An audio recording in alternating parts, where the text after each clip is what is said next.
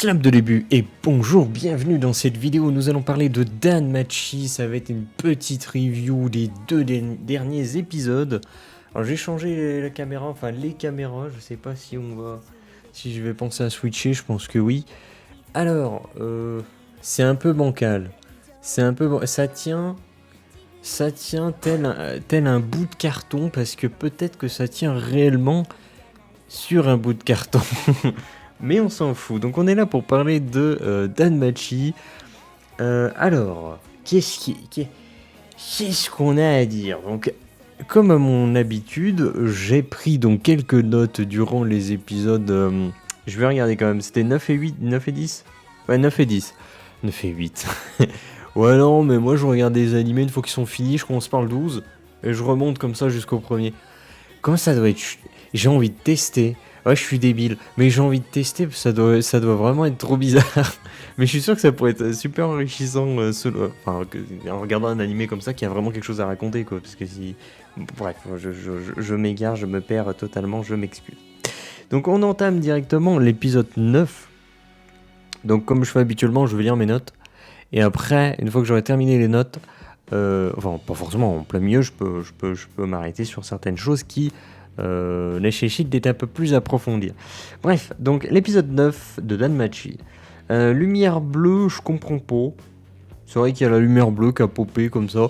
J'ai pas souvenir de l'avoir vu dans la première saison. Peut-être que je me rappelle mal, peut-être que mes souvenirs sont erronés, peut-être. Mais en tout cas, ça ne me dit rien du tout, donc c'est là, bon, ok, si tu veux. Je suppose que ça apparaît pour être utile plus tard. Donc, pourquoi pas? C'est intéressant, ça peut approfondir un petit peu le lore. Donc ça, c'est toujours bien. Mais bon, voilà, là, il n'y a pas d'infos dessus, on s'en fiche. Trop de persos, pas le temps de les mettre en place, animation pas terrible, mise en scène pas terrible, animé médiocre. Ouais, non, là, c'est le côté un peu violent, tu vois, de la review. Faut quand même être... faut se rendre compte des choses. Il est totalement vrai que l'animé est médiocre. Et donc, comme je l'ai écrit, c'est vrai que animation, tu vas pas les regarder DanMachi parce qu'il y a une bonne animation, alors que de souvenir, la première saison, en termes d'animation, c'était pas trop dégueulasse, hein. Mais là, on n'a vraiment pas quelque chose de fameux. La mise en scène, c'est pareil, en fait, tu vois, c'est pas le produit de divertissement par excellence que tu vas aller regarder parce que tu sais que ça va être sympa, ça va être rythmé et tout. Tu vas être happé par le truc, non, pas du tout. Là, la mise en scène, elle est vraiment médiocre, quoi. Et donc, ouais, globalement, animé médiocre, c'est un petit peu violent, voilà, je le dis, mais étrangement, je continue à apprécier, tu vois, cet animé. Mais il faut quand même s'en rendre compte, voilà, il faut l'accepter. Même si on est fan du truc, on se dit, oh putain, c'est vachement bien, il faut se rendre compte de la chose en termes de technique, en termes de moyens, en termes de ce qui est déployé. C'est médiocre. Voilà. Maintenant, c'est pas parce que le truc a une qualité médiocre que forcément on n'aime pas. Moi, typiquement, je le regarde, c'est pas pour rien. Voilà. Donc, mais il faut quand même se rendre compte des choses. Donc là, on passe à l'épisode 10 parce que l'épisode 9, j'avais pas grand chose à dire si ce n'est que bon, ça continue de faire ce que ça fait. Il y a la lumière bleue qui a popé. Pourquoi pas, ça sera utile très certainement plus tard, sinon il n'y aura aucune raison de le mettre en place. Donc voilà. C'est la musique, ça? Je crois au-dessus, ils mettent la musique à 2 millions de pourcents, enfin, faut pas chercher. Donc, épisode 10, conclusion d'un arc intéressant. Et c'est vrai que ça aussi, pourquoi je regarde DanMachi, parce que je sais qu'il y a des trucs vachement intéressants. Et là, en l'occurrence, pour cet épisode 10, on met fin donc à l'arc narratif avec la meuf, là, la prostituée.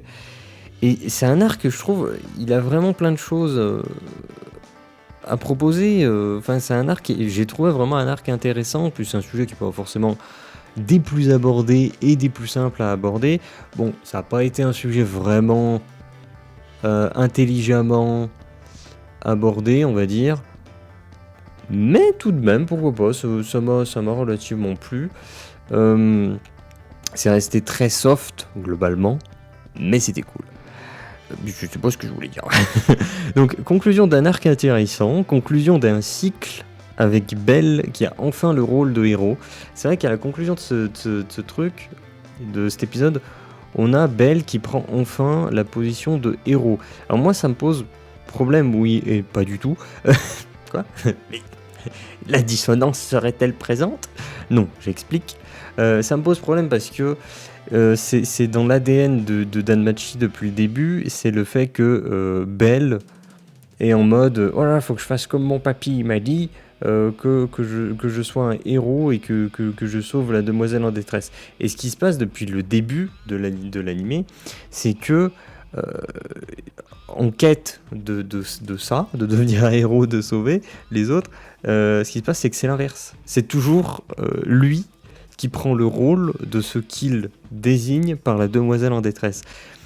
Et c'est ça qui fait vraiment partie de l'ADN de Danmachi, qui lui donne un truc vraiment spécial. Et là, en gros, on met fin à ce cycle-là, parce que Belle a enfin le rôle du héros.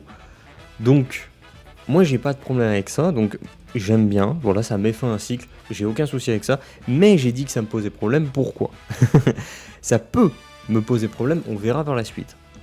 Ça peut me poser problème dans le sens où il faut maintenant, puisqu'on a conclu ce cycle-là de héros, donc voilà, il a réussi à être un héros pour une fois, il faut qu'il y ait un changement. Il faut qu'il y ait quelque chose qui s'effectue maintenant. Puisqu'il est devenu un héros, il faut qu'il y ait quelque chose. Alors, peut-être que ça commence à être mis en place avec l'apparition de la lumière bleue. Je sais pas, peut-être. C'est pour ça, j'ai confiance. Je me dis, je pense que c'est bon, il va se passer quelque chose, il va y avoir un changement vraiment marqué. Vraiment marquant. Mais bon, j'ai toujours une petite peur, une petite crainte maintenant que ce ne soit pas le cas. Mais bref, je vais reprendre mes notes et je pense qu'on s'arrêtera là. Donc, conclusion d'un cycle avec Belle qui a enfin le rôle de héros, comme je viens de le dire. Il va falloir un gros changement pour marquer les choses. Donc voilà, c'est aussi ça que je disais, hein, c'est que s'il n'y a pas de changement, s'il n'y a rien qui marque ce changement, ça me décevra un petit peu.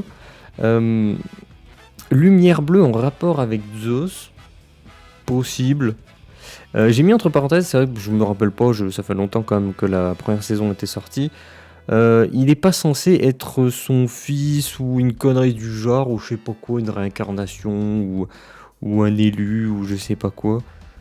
Je sais pas, est-ce que c'est pas juste le fils de Zeus, ou le petit-fils, ou un descendant, je sais pas. Je crois qu'il y avait un truc comme ça. Mais je me rappelle plus. Je sais qu'il y a un truc en liaison entre Belle et Zeus, mais je sais plus de quel ordre. Voilà. Je sais plus. Est-ce que juste son papy, c'est Zeus, voilà, et puis c'est tout, et en fait c'est le petit-fils, et puis voilà. Je n'en sais rien. Voilà. Je me rappelle plus. Et de toute façon, je crois que ça restait vague tout de même. Parce que ça a l'air d'être quelque chose d'important pour l'univers. Et on termine sur le monde aurait besoin d'un dernier héros humain, mais pourquoi? Oui, c'est vrai qu'on finit avec... Putain, comment il s'appelle l'autre avec son chapeau et sa plume là? Je sais plus, bref, lui à deviner. Il disait machin truc, comme Zeus il a dit, a fait entendre, l'humanité a besoin d'un dernier héros. Et donc ce dernier héros, ça serait Belle. Donc c'est aussi pour ça la fin du cycle, donc je disais. J'ai pas de souci avec ça, mais si tu veux nous mettre en place ça, faut qu'il y ait une raison. Parce que là, ce que tu es en train de me décrire, les humains vivent avec les autres espèces, les humains renards, les machins trucs, tout ça. Et ils vivent tous ensemble. Et il semble pas y avoir vraiment de problème.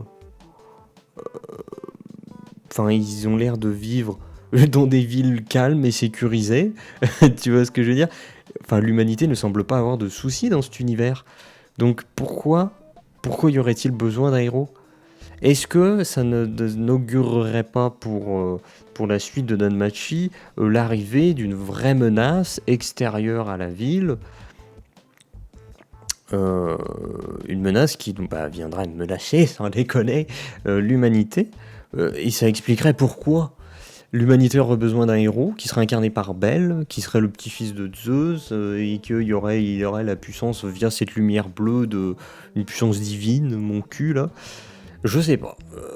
On verra bien, parce que là en fait, ça part limite en théorie, et c'est pas ce que je veux.